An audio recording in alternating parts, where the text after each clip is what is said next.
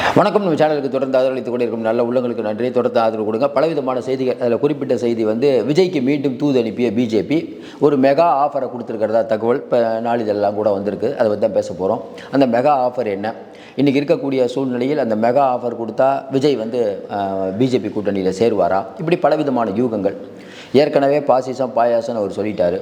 ஏற்கனவே தொடர்ந்து நம்ம சொல்லிட்டு இருக்க மாதிரி விஜய்க்கு ஒரு அபரீதமான ஆதரவு இருக்கிறதுனால தான் இன்றைக்கி பிஜேபி அப்படிங்கிறது அதுவே இன்றைக்கி தேர்தல் ஆணையத்தை வச்சு இன்றைக்கி விசில் சின்னம் கொடுக்குறாங்க. தேர்தல் ஆணையத்தை வச்சு கடைசி வரைக்கும் இழுத்தடித்து தொகுதிக்கு ஒரு சின்னத்தை கொடுத்துருக்க முடியும்.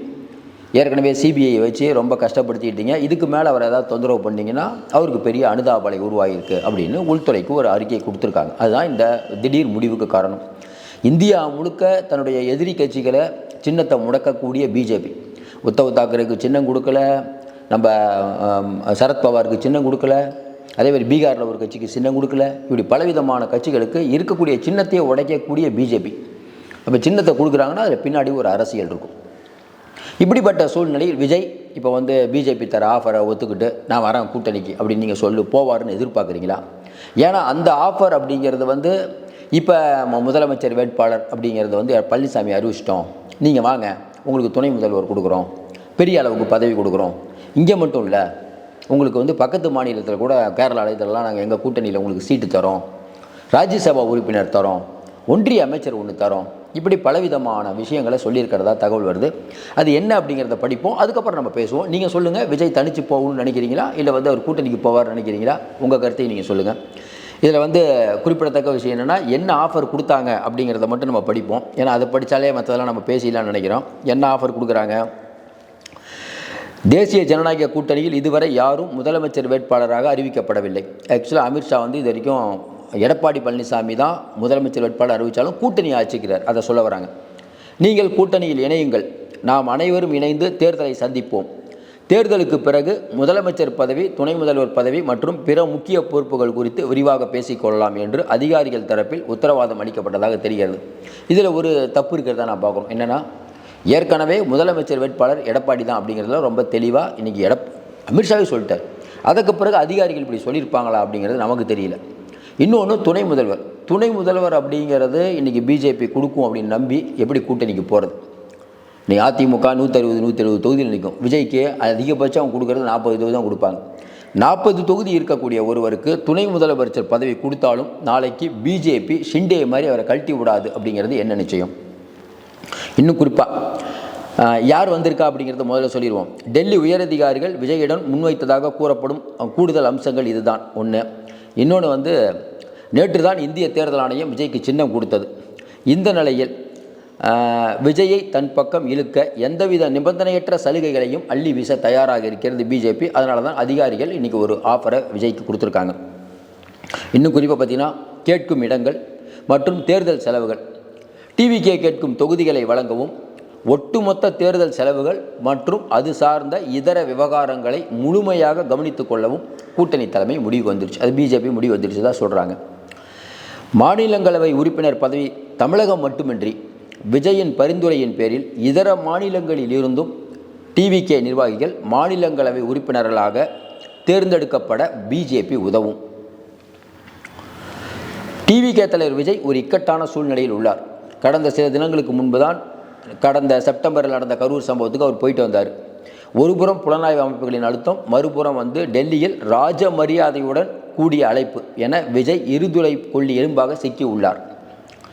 சமீபத்தில் எடப்பாடி பழனிசாமி தலைமையிலான அதிமுக பாஜக கூட்டணி சேர்ந்தது. அதுக்கப்புறம் டிடிவி தினகரன் இணைந்திருப்பது அரசியலில் ஒரு புதிய மாற்றத்தை உருவாக்கியிருக்கிறது.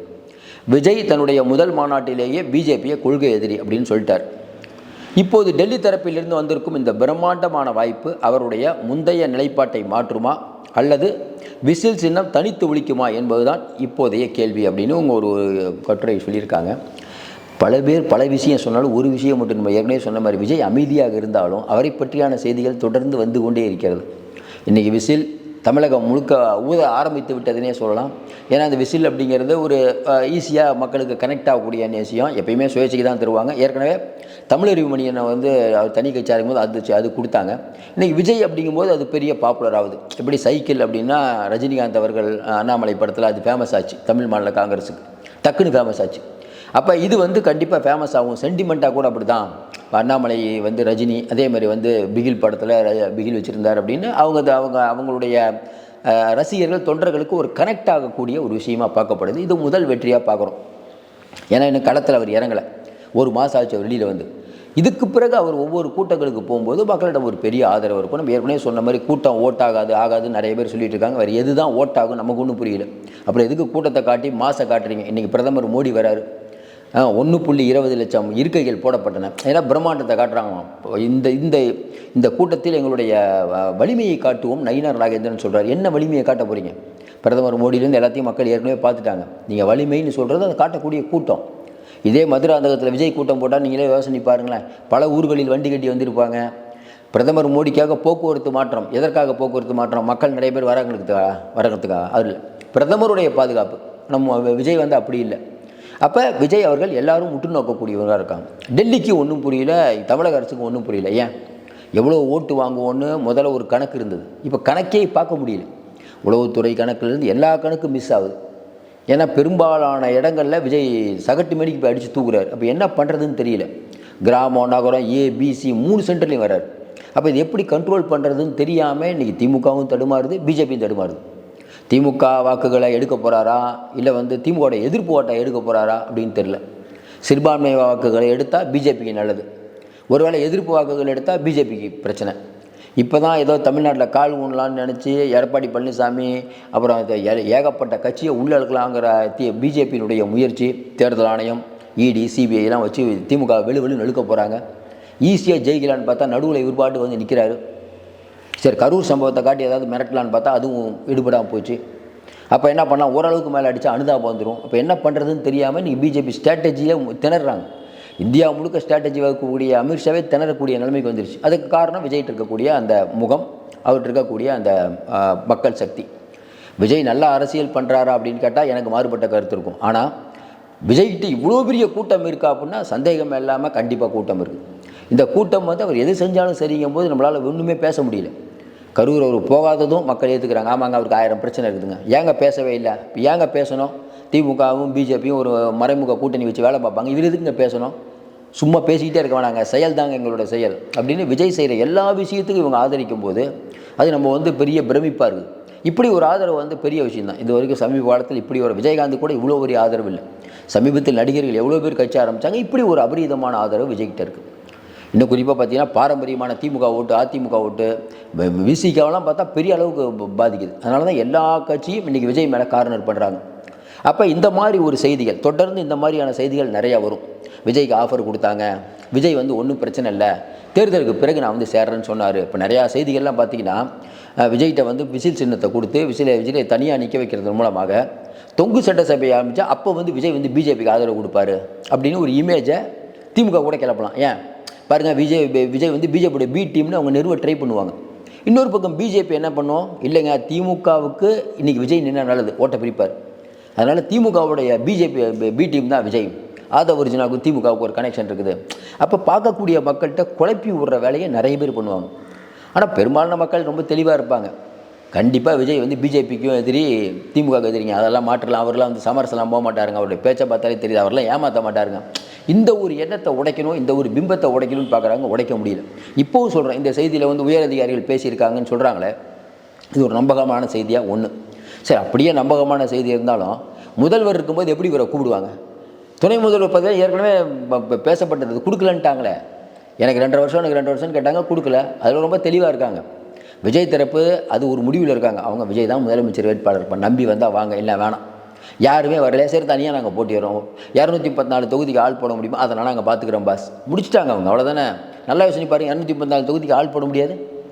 ஜெயலலிதாம்மா வந்து ஒரு ஆளை நிற்க வைக்கும்போது எல்லோரும் என்ன சொன்னோம்? ஜெயலலிதாம்மா யாரை நிற்க வச்சாலும் ஜெயிப்பாங்க, கரெக்டாக சொன்னமா இல்லையா? இப்போ என்ன சொல்கிறோம்? யாரை நிற்க வச்சாலும் எப்படிங்க ஜெயிக்க முடியும்? தொகுதிக்கு பலம் வேணுங்க, வேட்பாளர் பலம் வேணுங்க. வேட்பாளரை பார்த்து ஓட்டு போடுவாங்களா, மக்கள் வந்து சின்னத்தை பார்த்து ஓட்டு போடுவாங்களா? நீங்களே சொல்லுங்களேன். வேட்பாளரை பார்த்து ஓட்டு போடுறது ஒரு 10%, கட்சியை பார்த்து ஓட்டு போடுறவங்க தான் ஒரு 60%, அப்படி தானேங்க? அதனால் இன்றைக்கி இருக்கக்கூடிய சூழ்நிலையில் கட்சி தான் முக்கியம். அதற்கு பிறகு தான் வேட்பாளர் இருப்பார், பட் கட்சி தான் முக்கியம். ஒரு வேட்பாளர் போய் தவறான ஒரு கட்சியில் போய் நின்னாருன்னா இது எப்படி ஜெயிக்க முடியும்? நிறையா பேரை பார்த்துருக்கோம். அவங்க வந்து திமுக நின்று ஜெயிச்சிருப்பாங்க, அதிமுக ஜெயிச்சிருப்பாங்க. அதுக்கப்புறம் அவங்களே சுயேட்சை என்னென்னா ஜெயிக்க மாட்டாங்க, அவங்களே மாற்றுக் கட்சிக்கு போயிட்டுனா ஜெயிக்க மாட்டாங்க. இப்படி பலவிதமான விஷயங்கள் இருக்குது. அதனால் எடுத்தவொடனே எடுத்தவங்க கவுத்தவன்லாம் பேசக்கூடாது. வாழ்ந்தாலும் பேசும் தாழ்ந்தாலும் பேசுங்கிற மாதிரி. கரூர் சம்பவத்தில் வந்து அவர் டெல்லிக்கு போகும்போது விஜய் அமுக்கிட்டாங்க, விஜய் மேலே சார்ஜ் ஷீட் போட போகிறாங்க, மாட்ட போகிறாரு, ஜெயிலில் வைக்க போகிறாரு, ரேஞ்சில் பேசினாங்க. ஏதாவது நடந்ததா? நம்ம சொன்னோம் ஒன்றும் நடக்காதுங்க, எழுதி வச்சுக்காங்கன்னா அதே மாதிரி தான் நடந்தது. இப்போவும் சொல்கிறோம், அவர் வெளியில் வந்து பேச ஆரம்பித்தா ஒரு பெரிய ஒரு மாசு இருக்கும், அதில் மாற்று கருத்தே இல்லை. அவர் பேசக்கூடிய ஒவ்வொரு வார்த்தையும் இன்றைக்கி ஆளுகின்ற திமுகவுக்கு எதிராக இருக்கும். பிஜேபி எடுத்து பேச மாட்டாருன்னாங்க இப்போவும் சொல்கிறோம், அடுத்த கூட்டத்தில் பிஜேபி எடுத்து பேச தான் செய்வார். அது எப்படிங்க பிஜேபி மேலே தான் போயிட்டு வருவார், வந்ததுக்கப்புறம் பிஜேபி எடுத்து பேசலைன்னா இதையே காரணம் காட்டி திமுக பேசாதா பாருங்க, பயந்துட்டாருன்னு. அது விஜய்க்கு தெரியாமையாக இருக்கும். இதை கூட தெரியாமல் குழந்த மாதிரி சில பேர் பேசிகிட்டு இருக்காங்க. அதனால் தமிழகத்தில் ஒரு மாற்றம் இருக்குன்னு அவங்க சொல்கிறாங்க. வேகமாக விஜய் வந்து கொண்டிருக்கிறார். இந்த விசில் சத்தம் வேகமாக கேட்கும் நிறைய பேர் சொல்கிறாங்க. பொறுத்திருந்து பார்ப்போம். நீங்களும் சொல்லுங்கள், உங்கள் ஏரியாவிலலாம் விசில் சத்தம் ஓவராக கேட்குமா அப்படின்ட்டு. தொடர்ந்து ஆதரவு கொடுங்கள். மீண்டும் சந்திப்போம். நன்றி.